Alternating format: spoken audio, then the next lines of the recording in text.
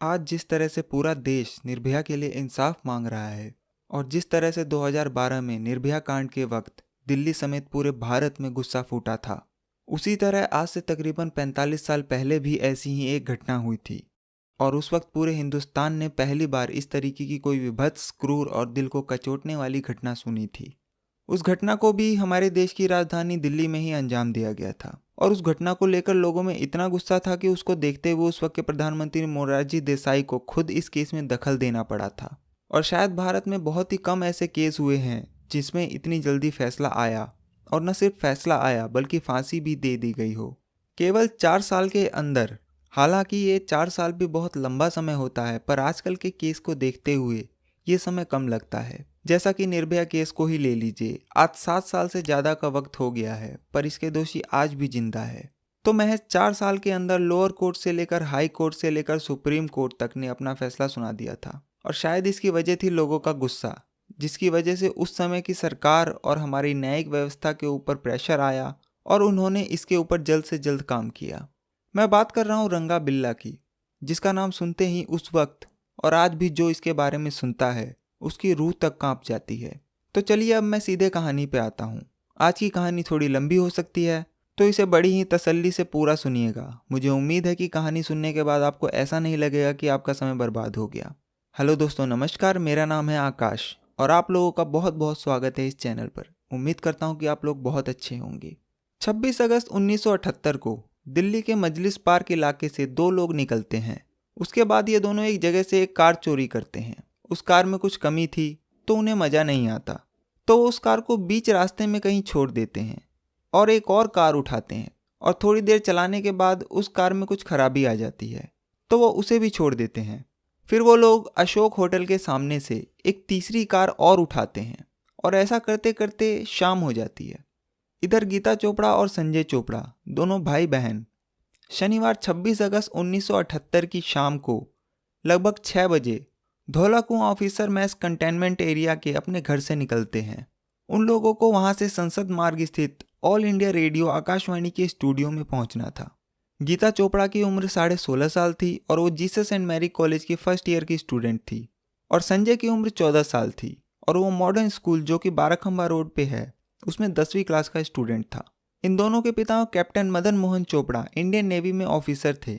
गीता चोपड़ा जो थी वो गाने की शौकीन थी और उसी के लिए उसे उस दिन ऑल इंडिया रेडियो के स्टूडियो में 7 बजे तक पहुंचना था और 8 बजे उसे युवाणी के इन द ग्रुप प्रोग्राम में भाग लेना था। तो गीता अपने भाई संजय के साथ वहीं पास के किसी जानने वाले से लिफ्ट लेकर गोल्ड डाक खाना पहुंचती है और वहां से उन्हें संसद मार्ग स्थित आकाशवाणी के स्टूडियो पहुंचना था। और गोल्ड डाक खाने से आकाशवाणी का स्टूडियो ज़्यादा दूरी पे नहीं है। उसके बाद संजय और गीता शनिवार 26 अगस्त 1978 की शाम 6:30 बजे गोल्ड डाक खाने से किसी बस या किसी गाड़ी का इंतजार करने लगते हैं ताकि उसमें लिफ्ट लेकर वहां पहुंच सके। और उस दिन शाम से ही हल्की हल्की बारिश हो रही थी।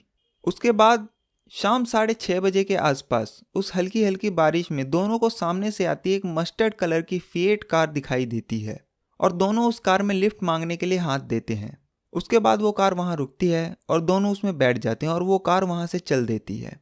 तो जिस कार में लिफ्ट मांगकर ये दोनों बैठे थे ये वही कार थी जिसे उन 2 चोरों ने अशोक होटल के सामने से चुराई थी। और जिन 2 लोगों ने इस कार को चुराया था वो कोई और नहीं बल्कि रंगा और बिल्ला थे। रंगा आगे गाड़ी चला रहा था और बिल्ला पीछे बैठा था। रंगा जो था वो पहले मुंबई में ट्रक चलाया करता था, फिर बाद में वो टैक्सी चलाने का काम करने लगा। और जो बिल्ला था वो छोटा मोटा क्रिमिनल था और मुंबई में किडनैपिंग और फिरौती जैसे क्राइम किया करता था। रंगा गाड़ी चुराने में बहुत माहिर था और बिल्ला उनके नंबर प्लेट बदलने में। ये दोनों मजलिस पार्क इलाके में किराए के घर में रहते थे। रंगा बिल्ला का उस दिन ये प्लान था कि किसी कपल को उठाना है, उसके बाद उसको उसी के घर ले जाकर लूटना है, जिसके लिए दोनों 26 अगस्त 1978 को 2 गाड़ी उठाते हैं, पर उनमें कुछ खराबी आ जाती है। फिर अशोक होटल के सामने से एक मस्टर्ड कलर की फिएट कार को चुराते हैं और इत्तेफाक से गोल्ड डाक खाने पे इन्हें गीता और संजय मिल जाते हैं। इन दोनों के पहनावे को देखकर रंगा और बिल्ला को लगता है कि ये दोनों काफ़ी अमीर घराने के हैं और इनसे अच्छी खासी फिरौती मिल जाएगी। उसके बाद जब ये कार चलने लगी तो रंगा ने कार का रास्ता बदल दिया और क्योंकि गीता और संजय पहले भी ऑल इंडिया रेडियो जा चुके थे तो उन्हें पता था कि कार गलत रास्ते पे जा रही है।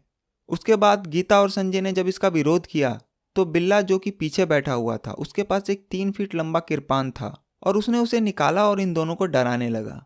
ये देखकर गीता और संजय दोनों मदद के लिए जोर जोर से चिल्लाने लगे। उसके बाद इन लोगों में हाथापाई भी हुई और इस हाथापाई में संजय को चोट भी आ गई और उसकी शर्ट खून से लाल हो गई। मगर फिर भी ये लोग नहीं डरे और मदद के लिए चिल्लाते रहे और रंगा ने कार की स्पीड को बढ़ा दिया। जब ये उन रास्तों से गुजर रहे थे तो वहां पर एक आदमी था जिसका नाम था भगवान दास।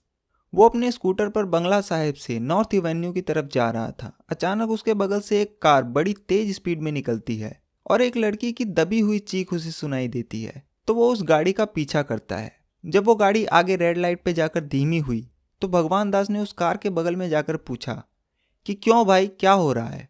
तो संजय ने खिड़की की तरफ मुंह करके अपनी टी शर्ट को दिखाया जो खून से लाल हो चुका था और उस वक्त गीता जो थी वो रंगा के बाल खींच रही थी पीछे से और रंगा एक हाथ से ही ड्राइविंग कर रहा था और दूसरे हाथ से उस पर हमला कर रहा था।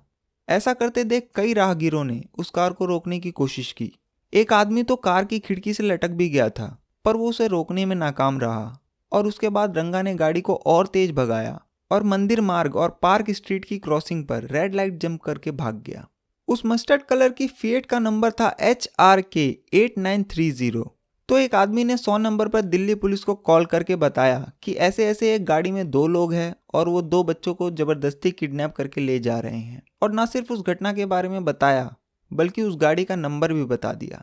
पर वहां पर एक मिसअंडरस्टैंडिंग हो गई पुलिस को वो नंबर सुनने में। पुलिस ने H की जगह M सुन लिया। गाड़ी का नंबर था HRK 8930 पर पुलिस ने गलती से MRK 8930 सुन लिया। उसके बाद पुलिस ने इस गाड़ी का नंबर वायरलेस पर फ्लैश कर दिया। अब इधर पुलिस MRK ढूंढ रही थी जबकि वो HRK था और ऐसा करते करते अंधेरा भी हो चुका था। उसके बाद रंगा गाड़ी को रिज रोड की तरफ मोड़ देता है। रिज रोड वहीं पे पास में एक इलाका है जो दोनों तरफ जंगलों से घिरा हुआ है। कनॉट प्लेस से जब आप धौला कुआं या पालम एयरपोर्ट की तरफ जाएंगे तो बीच में ये रास्ता पड़ता है। हालांकि उस रास्ते के पैरेलल और भी 2-3 रास्ते हैं जिन पर हर वक्त ठीक ठाक ट्रैफिक रहता है, मगर ये जो रिज रोड है वो आज भी इतना सुनसान है कि लोगों को वहां जाने में डर लगता है, खासकर रात में।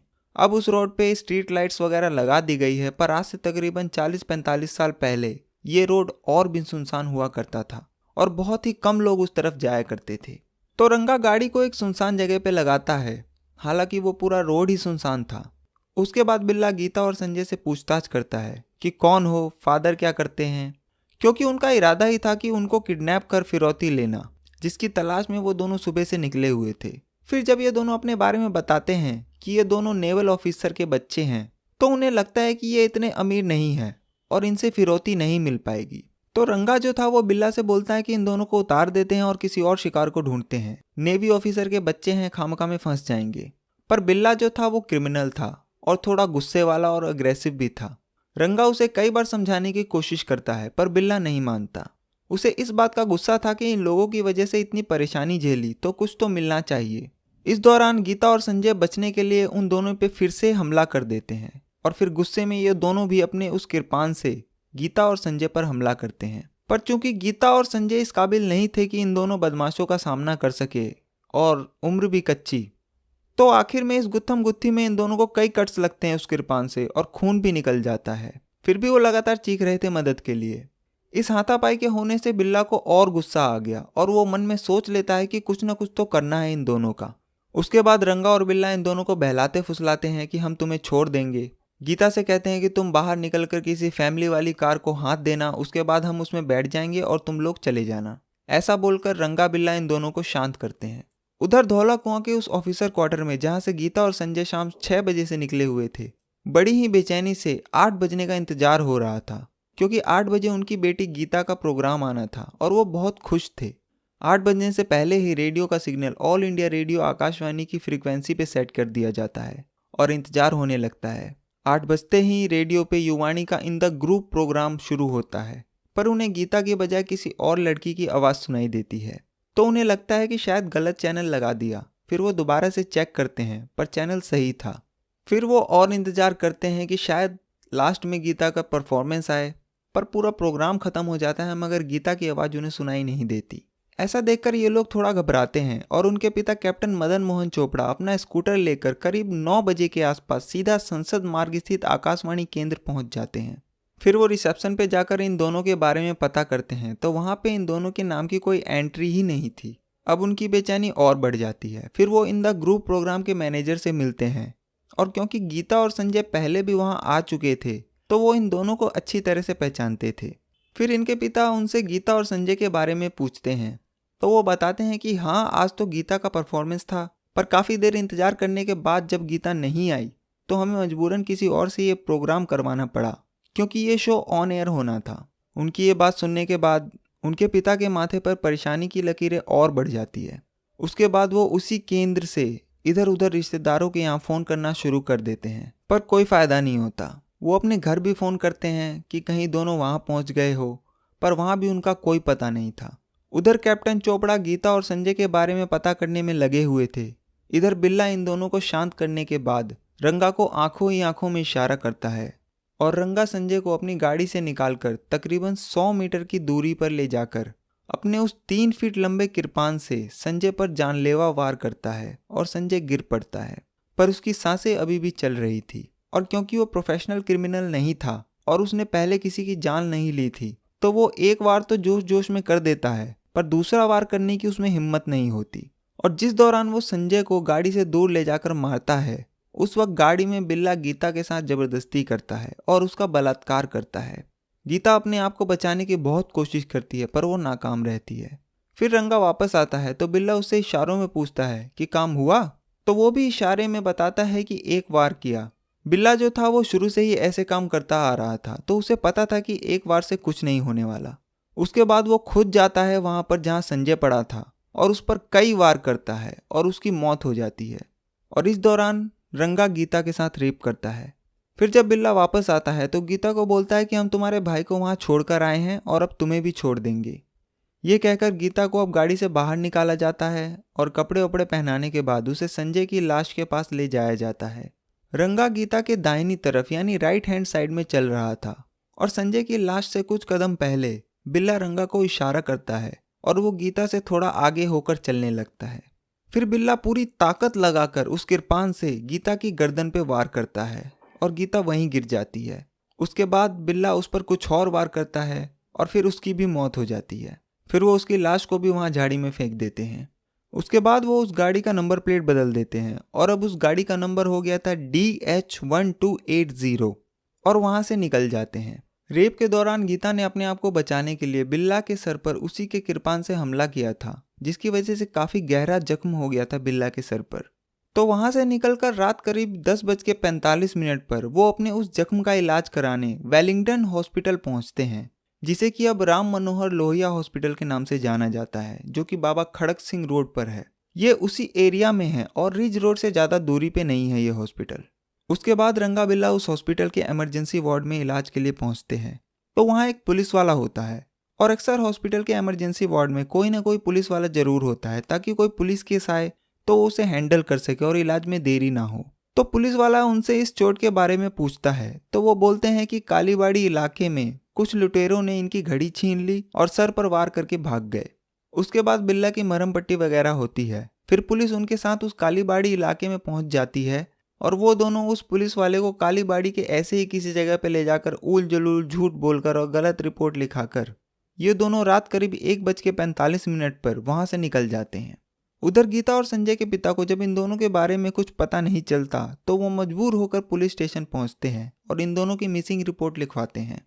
पुलिस रिपोर्ट लिखती है और इन दोनों को ढूंढने की कोशिश करती है, मगर कोई फायदा नहीं होता और पुलिस को कोई सुराग नहीं मिलता इन दोनों के बारे में। और ऐसा करते करते 26 और 27 अगस्त की रात बीत जाती है। 28 अगस्त 1978 की शाम कुछ चरवाहे अपने जानवरों को उस रिज रोड इलाके के जंगलों में चरा रहे थे तो जो जानवर थे वो सूंघते सूंघते गीता की लाश तक पहुंच जाते हैं।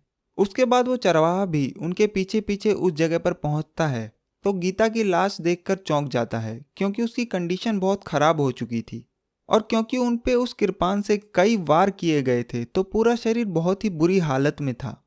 उसके बाद वो थोड़ा और इधर उधर देखने की कोशिश करता है तो कुछ कदम दूर उसे एक और लाश मिलती है।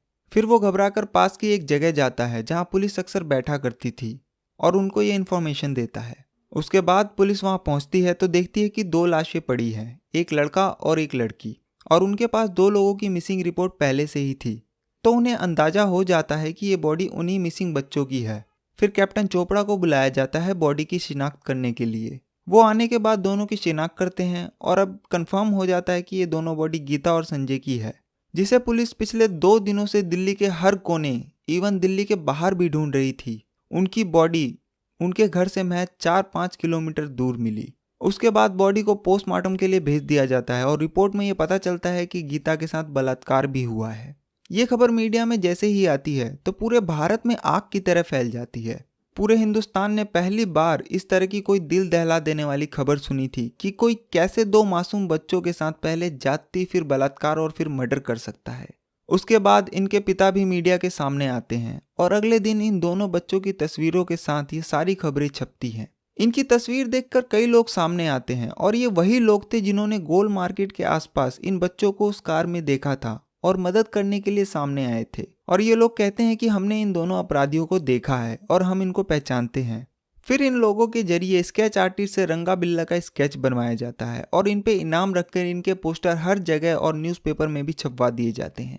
उसके बाद जब धीरे धीरे और खबरें मीडिया के थ्रू आती है तो लोगों के अंदर का गुस्सा और फूटता है और वो लोग सड़कों पे उतर जाते हैं और इनकी गिरफ्तारी के लिए सरकार और पुलिस के खिलाफ नारेबाजी करने लगते हैं। जीसस एंड मैरी कॉलेज की लड़कियां प्रदर्शन करने वोट क्लब पहुंच जाती है और जब अटल बिहारी वाजपेयी उन्हें शांत करने वहां पहुंचे, जो कि उस वक्त की सरकार में विदेश मंत्री थे, तो वो प्रदर्शन हिंसक हो गया और उन लड़कियों ने पत्थरबाजी शुरू कर दी और एक पत्थर वाजपेयी जी के सीधा सर पे जाकर लगा और उनका कुर्ता खून से लाल हो गया। और अगले दिन वाजपेयी जी सर पर पट्टी बांधे संसद पहुंचे।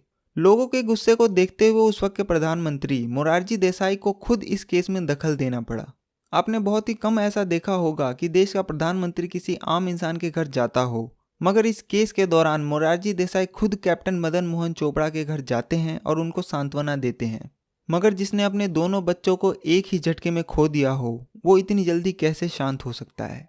उसके बाद प्रधानमंत्री खुद पुलिस को इन अपराधियों को जल्दी से जल्दी पकड़ने की हिदायत देते हैं और फिर कई सौ पुलिसकर्मी रंगा और बिल्ला को ढूंढने में लग जाते हैं और उन्हें ढूंढते ढूंढते करीब 10 दिन हो जाते हैं, मगर दोनों का कोई सुराग नहीं मिलता। मुझे लगता है कि अगर मैंने आपको आगे और कहानी सुनाई तो कहानी बहुत लंबी हो जाएगी और आप लोग भी शायद बोर हो जाएंगे। तो आज की कहानी में बस इतना ही। इसके आगे की कहानी मैं आपको अगले पार्ट में सुनाऊंगा। अगले पार्ट में मैं आपको इन दोनों के पकड़े जाने से लेकर फांसी तक का सफ़र बयां करूंगा। मुझे उम्मीद है कि आपको आज की कहानी पसंद आई होगी और आप लोग बड़ी बेसब्री से अगले पार्ट का इंतजार करेंगे। तो नीचे कमेंट करके बताएं कि आपको आगे की कहानी सुनने में कितना इंटरेस्ट है। अगर आपको कहानी अच्छी लगी हो तो इसे लाइक करें और चैनल को सब्सक्राइब कर बेल आइकन जरूर दबाएं, ताकि जैसे ही मैं अगला पार्ट डालूं तो आपको नोटिफिकेशन मिले। और इसे ज़्यादा से ज़्यादा अपने फ्रेंड्स और फैमिली के साथ शेयर करें। मैं आपसे मिलूंगा इस कहानी के पार्ट 2 में।